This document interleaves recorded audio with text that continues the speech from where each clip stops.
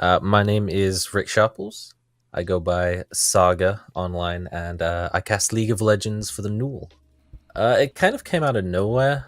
I was at the University of Salford, and one of the guys from University of Manchester just left a message saying, "Hey, does anyone want to cast our NUEL team tryouts tonight?"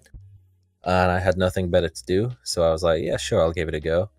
Um, so I don't even remember. It was a bit of a mess, but it was still pretty fun, and I think some of the people from my university watched it and seemed to enjoy it. So we eventually got in contact with the UOM guys, and we did like a LAN at an event at the University of Salford in the Media City campus called the Manchester Invitational, where we just did kind of a mini like 4-team tournament, and I was casting that there.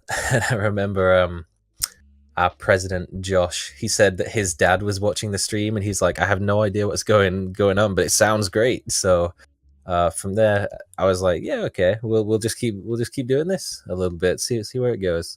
So it kind of came out of nowhere, but yeah.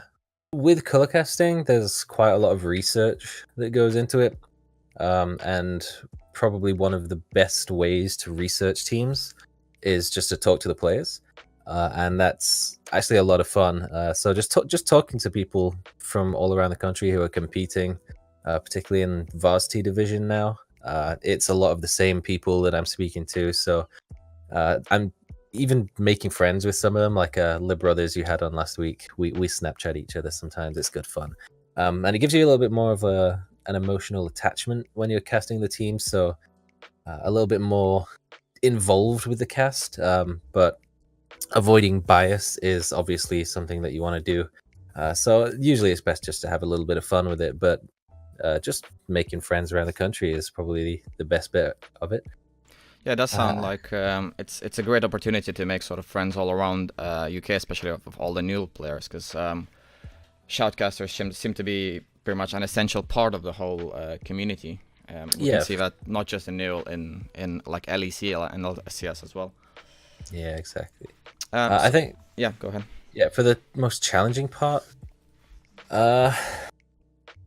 with the way that we're doing it with the NUEL is that we have 3 sets of duos that sort of take turns rotating casting each week, and we have to give feedback on each other's VODs and how we can improve our casting. And sometimes it's quite difficult to think of ways that other people can cast better, rather than saying, wow, that was just really good. And that's quite difficult because you have to be a lot more sort of in depth with it, and then that kind of flows over to when you're casting, is you're kind of thinking about how you can cast better, and that can kind of take away from focusing on the game a little bit. So it's more specific to NUEL, I guess, rather than casting in general. But just sort of keeping improvement in mind, particularly quite early on, is quite a difficult thing, and trying to avoid things like using the same cliches or sentences over and over again. A lot of people struggle with this. If you keep saying things like off the back of that fight and you realize you've said it 7 times in the space of one game, things like that is, changing things like that up is quite important as well, and it's something that a lot of people still struggle with. So for me, the biggest piece of advice I could give to someone who wants to start is just take whatever opportunities you can get. So, for example, if you're a university student, you have a NUEL team, it's perfect. You can literally just say, hey guys, is it cool if I spectate your game? I'm going to stream it. I'm going to give casting a go.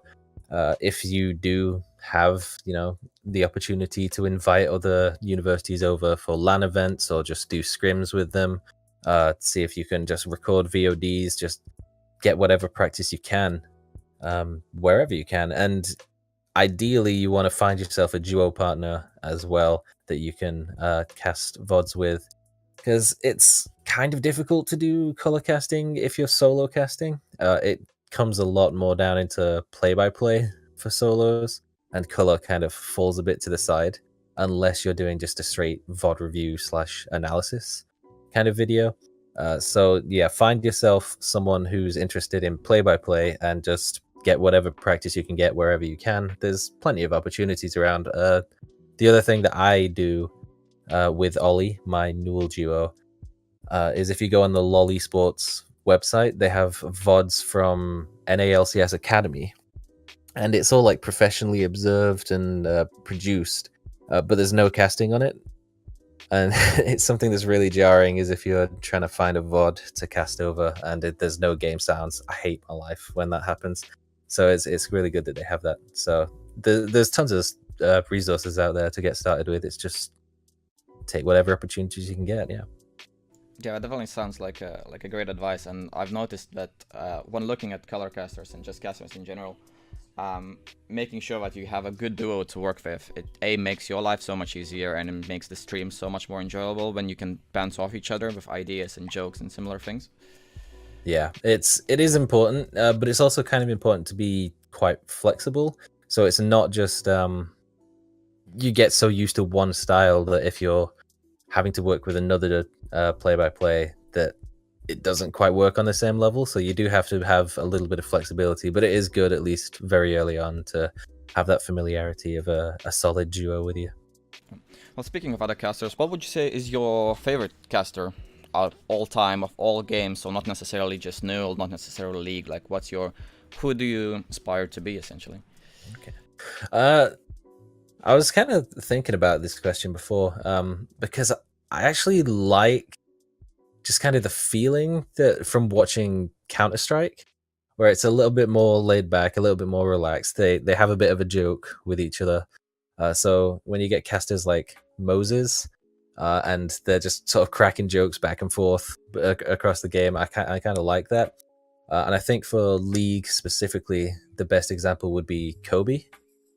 So yeah, they have like good analysis, but they show a lot more personality than color casters. Like for example, Azale, and Vedius is a good example of this as well, where it's they have that good analytical mindset, but they get their personality across. And at the end of the day, if you're casting, if you're on stream, it is a broadcast and it's about the entertainment value. So being able to bring something to the table in that regard, as well as just being a smart big brain player, then that's great, and that's what I like. So that's what I try to do myself. So the NUEL season, once we finish, I think the spring split, the winner of that tournament will go on to the UE Masters, which last year was Exeter that went to Tenerife to play there. And then the winner of that tournament, that's kind of like a European national tournament. The winner of that goes on to the ICC, which is a similar thing, but regional. So the International College Cup, and there's a bunch of teams from like China, from Korea, from Russia, everywhere, essentially across the world. It has the top college teams, and I was actually casting that from a studio in Portugal as well. So it was all flights and hotels paid for, and a proper professional studio thing like that. So that was the first real sort of big event that I'd actually done, and so yeah, that's definitely the one that stands out the most. Amazing. And just to think about it, just starting from, as you mentioned, from someone saying like, oh, is anyone up for casting, and going all the way to that is an amazing journey, isn't it? Yeah, and it all kind of happened within the space of about a year, essentially. Oh, wow, amazing. Maybe just over, but yeah, it's all happened, yeah, pretty quick.